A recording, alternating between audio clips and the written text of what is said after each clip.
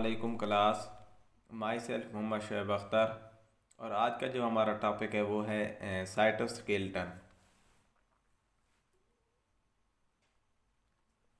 तो सबसे पहले जैसे हमने पिछले ऑर्गेनेलिज को देखा, जितने भी डिस्कस किए कि उनको नाम क्यों दिया जाता है और किस बेस पे दिया जाता है और वो कहाँ पे मौजूद होते हैं।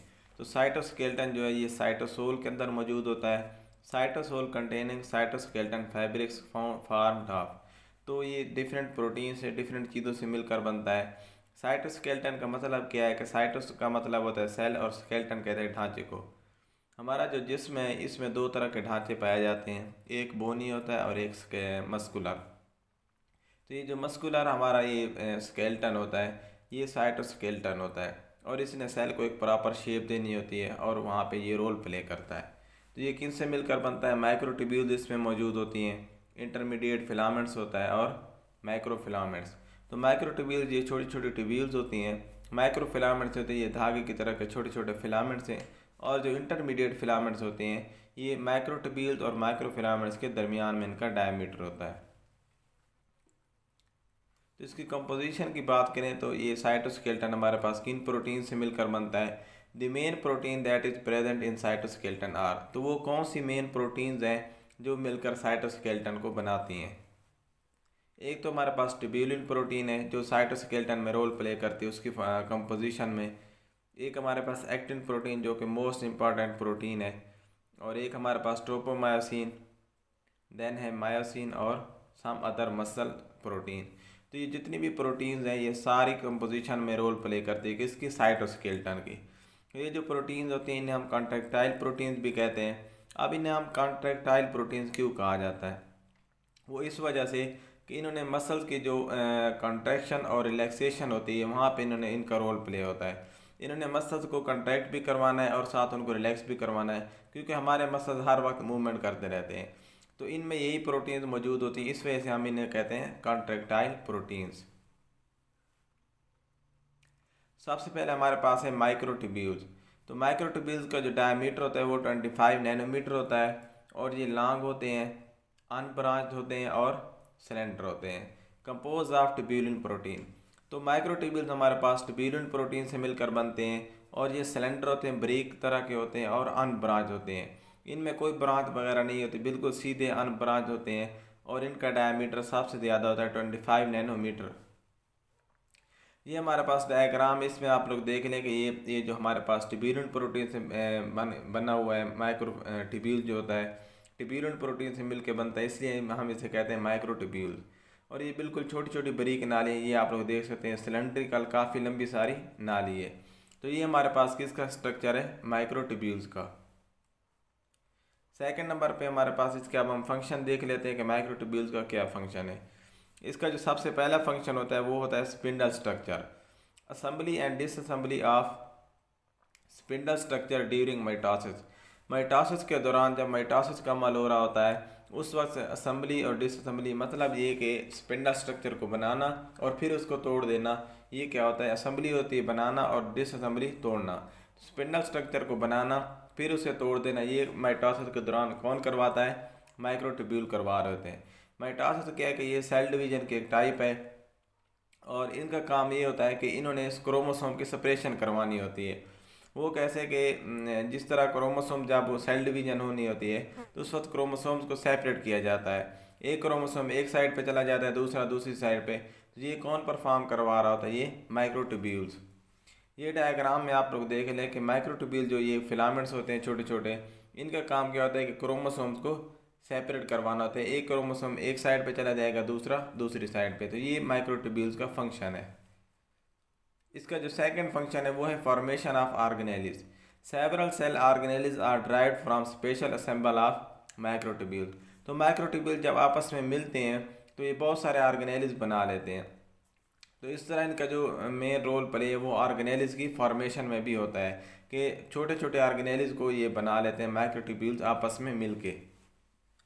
ये देख लें आप लोग, जिस तरह फ्लैजेला और हमारे पास सीलिया है, तो ये किससे मिलकर बनते हैं? ये माइक्रोट्यूब्यूल से।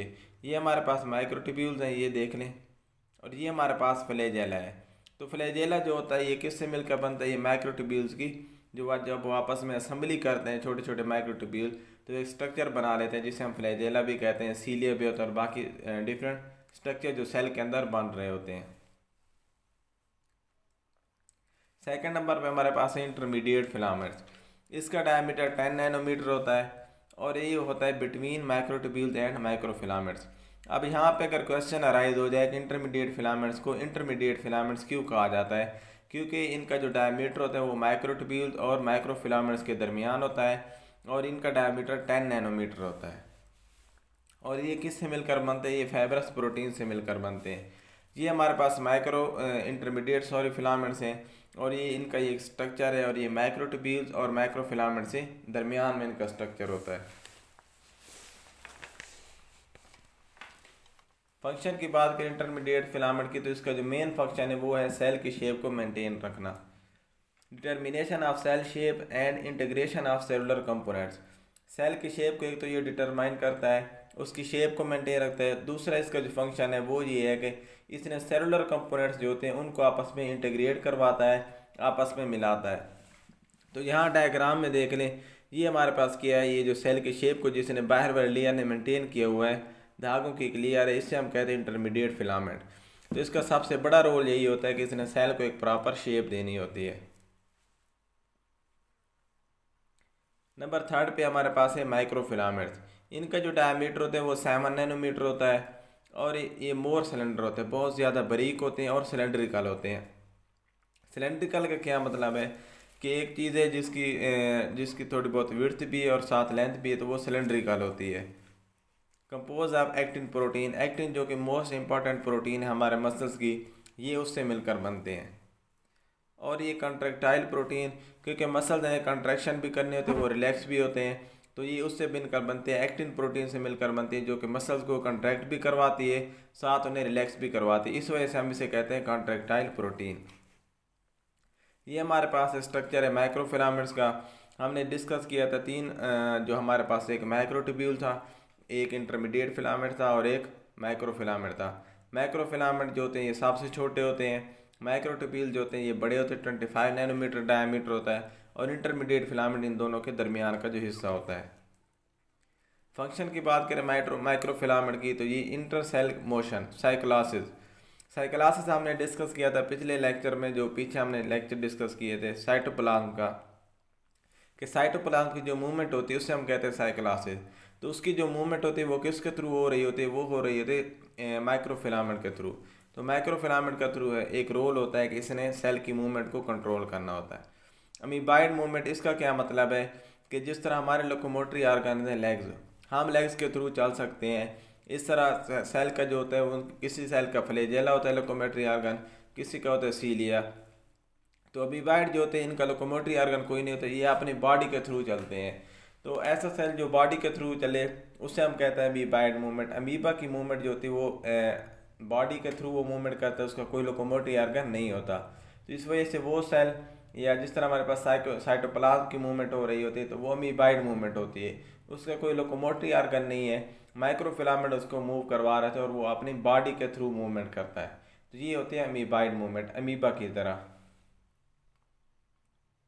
ये देख लें, ये जो हमारे पास माइक्रोफिलामेंट्स हैं ये यहाँ पे पड़े बिल्कुल, ये देख लें इधर साइड पे साइटोप्लाज्म के अंदर, और इनका क्या काम होता है कि इन्होंने साइक्लासिस करवाने होते हैं, साइटोप्लाज्म की जो मूवमेंट होती है उसको इन्होंने कंट्रोल करना होता है। ये हमारे पास साइटोस्केलेटन का स्ट्रक्चर है जिसमें हमारे पास तीन तरह के स्ट्रक्चर निकल रहे हैं। ये हमारे पास इंटरमीडिएट फिलामेंट्स है, ये हमारे पास माइक्रोट्यूब्यूल होते हैं और ये हमारे पास माइक्रोफिलामेंट होते हैं। तो ये तीन तरह के स्ट्रक्चर जो होते हैं यहाँ से अराइज हो रहे होते हैं। ये देख लें मज़ीद अच्छे से जो इसकी डायग्राम है। तो सबसे पहले हमारे पास प्लाज्मा मेम्ब्रेन आउटर होती है, फिर उसके पास एंडोप्लाज्मिक रेटिकुलम, ये एक सेल का प्रॉपर स्ट्रक्चर है। फिर उसके बाद इंटरमीडिएट फिलामेंट होता है, फिर राइबोसोम, फिर माइटोकॉन्ड्रिया, फिर माइक्रोट्यूब्यूल और माइक्रोफिलामेंट। माइक्रोफिलामेंट का क्या काम होता है कि इसने सेल की मूवमेंट को कंट्रोल करना है, साइक्लासिस जो होती है, साइटोप्लाज्म की जो मूवमेंट हो रही होती है। माइक्रोट्यूब्यूल ये 25 नैनोमीटर होते हैं और ये सिलेंड्रिकल होते हैं, ये जिस तरह डायग्राम में दिखाया गया है। इंटरमीडिएट फिलामेंट जो होते हैं इन्होंने क्या करना होता है कि सेल को एक प्रॉपर शेप देनी होती है। तो ये हमारे पास साइटोस्केलेटन था, उसके हमने डिफरेंट पार्ट्स को भी डिस्कस किया। और वो प्रोटीन जिनके मिलकर बनता है, जैसे एक्टिन प्रोटीन है, ट्यूब्यूलिन प्रोटीन है वगैरह। तो ये सारा कुछ किसके बारे में हमने डिस्कस किया, साइटोस्केलेटन। थैंक्स टू ऑल, अल्लाह हाफिज़।